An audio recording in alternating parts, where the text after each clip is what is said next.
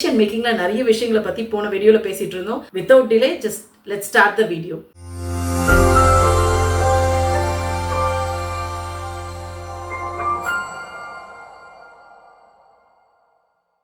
அதுக்கப்புறம் என்னன்னா, நம்ம நிறைய நேரத்துல ஒரு ரெசல்யூஷன் எடுக்கிறோம், கோல் பண்ணணும், அதை நோக்கி போகணும், இப்படிலாம் நிறைய யோசிக்கிறோம். நிறைய நேரத்துல என்ன ஆயிடுது, பாதி தூரம் போறப்ப பாதி நேரத்துல டிசிஷன் மேக்கிங் பண்ணிட்டு எடுத்துட்டு நம்ம அடுத்தடுத்து போறப்போ we forget the biggest picture that we are going. எந்த ஊருக்கு டிராவல் பண்றோம் அப்படின்றதே மறந்து போய் நம்ம பாட்டுக்கு ஏதோ ஒரு ட்ரெயின் பஸ் பிடிச்சு போனா எப்படி இருக்கும் அந்த மாதிரி ஆயிடும். ஸோ நம்ம எடுக்க போற ஒரு டிசிஷனும் எதை நோக்கி இருக்கு அப்படின்றத யோசிச்சுட்டே இருக்கணும். நான் எங்க போறேன், ஓகே நான் இப்போ நான் டெல்லி நினைக்கிறேன் அப்படின்னா நான் டெல்லிக்கு போறதுக்கு டிக்கெட் வாங்கணும், சரியா?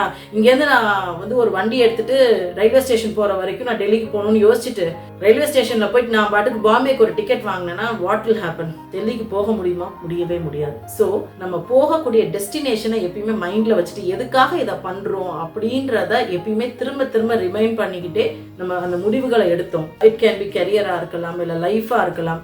நம்ம ஒரு லவ் பண்ணி ஒருத்தரை கல்யாணமே பண்ணிட்டோம், பிக்கெஸ்ட் டிசிஷன் எடுத்து நம்ம பண்ணியிருப்போம். ஆனால் ஒரு சின்ன சின்ன சண்டைகள் வருது, பிரச்சனைகள் வருது. சின்ன சின்ன சண்டைகள் பிரச்சனைகள் வந்த உடனே நம்ம ஐயோ நம்ம நிறைய நேரத்தில் மறந்து போயிடுறோம். இவரை தான் லவ் பண்ணோம், இவளை தான் லவ் பண்ணோம் அப்படின்றத மறந்துட்டு we just get carried away with other things. அதுக்கான அந்த ரிலேஷன்ஷிப்பை மெயின்டைன் பண்றதுக்கோ, அந்த ரிலேஷன்ஷிப்பை மேம்படுத்துறதுக்காகவோ, அந்த ரிலேஷன்ஷிப்ல இன்னும் எப்படி பெட்டர் ஆகுறதுன்னு பத்தி யோசிக்காம we just get carried away. So அப்ப நம்ம அதுக்காக மெனக்கிறது இல்லை, அதுக்காக சில டிசிஷன்ஸை எடுத்து அதை பெட்டர் ஆக்குறதுக்கான விஷயங்களை செய்யறது இல்லை. So we just forget things. எதுக்காக பண்றோம், ஏன் பண்றோம் அப்படின்றதே மறந்துடுறோம். So think about it. So அதனால உங்களோட பிக் பிக்சர், அந்த கோலை மறந்துடாதீங்க டிசிஷன் மேக்கிங்ல. இதெல்லாம் பண்ணிட்டே இருக்கிறோம்ப்பா, ஆனா ஃபர்ஸ்ட் சொன்ன பிரச்சனையே தான் இருக்குதுன்னு வச்சுக்கோங்களேன். கான்ஃபிடன்ஸ் இல்லை அப்படின்னா கான்ஃபிடன்ஸ் இல்லாம போகிறதுக்கு பல ரீசன்ஸ் இருக்குது.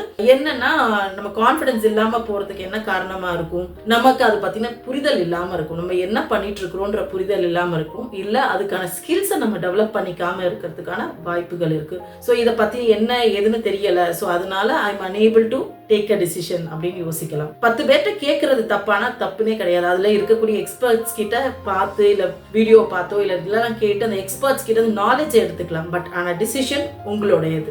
ஸோ அந்த இன்ஃபர்மேஷன் எடுக்கிறப்போ அப்படின்றப்போ கரெக்டான இன்ஃபர்மேஷனா இருக்குதான்னு கரெக்டா யோசிச்சு எடுத்துக்கோங்க. தென் உங்களோட கான்ஃபிடன்ஸ் லெவலும் அது ஒரு டிசிஷன், சின்ன சின்ன டிசிஷன்ஸ் எடுக்கிறப்பே உங்களோட கான்ஃபிடன்ஸும் பூஸ்ட் ஆக தான் செய்யும், அண்ட் செல்ஃப் வர்த்தும் இன்க்ரீஸ் ஆக தான் செய்யும். என்னால முடியும் அப்படின்ற ஒரு ஃபீலிங்கும் கிடைக்க தான் செய்யும். ஸோ எந்த பக்கம் போகிறோம், எல்லா இன்ஃபர்மேஷனை வாங்கிக்கிறோம், then you make a decision. Understanding is very very important. இப்போ இதெல்லாம் இல்லை, என்னால் இதெல்லாம் டிசிஷன் எடுக்கவே முடியலன்னா சில நேரத்தில் ஒரு ஹெல்த் ரீதியாக சில பிரச்சனைகள் இருக்கலாம். டிசிஷன் மேக்கிங் எடுக்க முடியாத அளவுக்கு ஹெல்த் ரீதியாக பிரச்சனைகள், பதட்டம், சில பேருக்கு கிளினிக்கலாக ரொம்ப ஜாஸ்தியாக இருக்கக்கூடிய ஆட்கள் இருப்பாங்க, ஆங்ஸைட்டி, அவங்க எதையுமே அவங்களால பண்ணவே முடியாத அளவுக்கு மென்டல் ஹெல்த் இஷ்யூஸ் இருக்கலாம், ADHD மாதிரி சில விஷயங்கள் இருக்கலாம். ஸோ இந்த மாதிரி இருக்கிறவங்களுக்கு கண்டிப்பா எக்ஸ்பர்ட் அட்வைஸ் ரொம்ப ரொம்ப அவசியமா தேவை. இஃப் அவங்களுக்கு மெடிகேஷன்ஸ் கூட ஹெல்ப் பண்ணலாம். இந்த டிசிஷன் மேக்கிங்க்கு ஹெல்ப் பண்ணுமான்னு தெரியாது. அந்த பதட்டத்தை கம்மி பண்றதுக்கு அது ரொம்ப ரொம்ப யூஸ்ஃபுல்லா இருக்கும். ஸோ ஒன்ஸ் பதட்டம் கம்மி ஆகுது, அந்த தெரப்பி அண்ட் மெடிகேஷன்ஸோட பதட்டம் கம்மி ஆயிடுச்சுன்னா then they can make lot of decisions in a easy way. ஏன்னா அவங்களால ஃபோக்கஸ் பண்ண முடியும், யோசிக்க முடியும், பயமும் பதட்டமும் கொஞ்சம் கம்மியானதுக்கு அப்புறம் கிளியரா பார்க்க முடியும். இது எதுவுமே இல்லப்பா அப்படின்னா ரொம்ப ரொம்ப ஒரு அரிதான ஒரு வியாதி ஒன்று இருக்குதுன்னு வச்சுக்கோங்களேன், அபோலோமேனியா அப்படின்ற மாதிரி. அது அபோலோமேனியா அப்படின்றது என்னன்னா, அவங்களுக்கு இந்த டிசிஷன் அந்த டிசிஷன் இல்லை, எந்த டிசிஷனுமே அவங்களால எடுக்கவே முடியாது. I don't think many of us have that. But ஆனால் நம்ம அப்படிதான் பிரிட்டன் பண்ணிக்கிறோம். எந்த முடிவும் நான் எடுக்கிறதுக்கு ரெடியா இல்லை, ஒரு பலியாடு இருந்தா போதும், யாரோ ஒருத்தங்க டிசிஷன் எடுத்தாங்கன்னா அவங்க மேல பழிய தூக்கி போட்டு எஸ்கேப் ஆயிடலாம்னு நினைச்சிட்டு இருக்கோம் நிறைய நேரத்தில். ஓன் யுவர் டிசிஷன்ஸ், உங்களோட டிசிஷன்ஸ் அது.